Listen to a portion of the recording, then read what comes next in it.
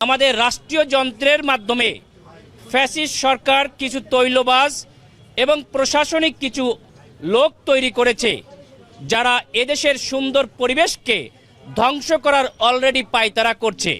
আমরা বিভিন্ন জায়গায় দেখেছি হাজার হাজার কোটি টাকার ঋণ খেলাপির নমিনেশন বৈধ হয়, ফ্যাসিস্ট আমলের কেসের বিনিময়ে নমিনেশন অবৈধ বলে ঘোষণা হচ্ছে।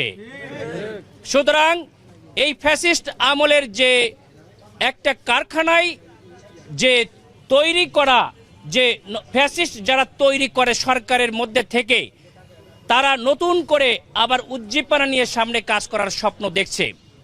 আমরা অবজার্ভ করছি ইয়ং জেনারেশন, তাদেরকে ক্ষমা করে তাদেরকে ভালো হওয়ার জন্যে জাতি সময় দিয়েছে।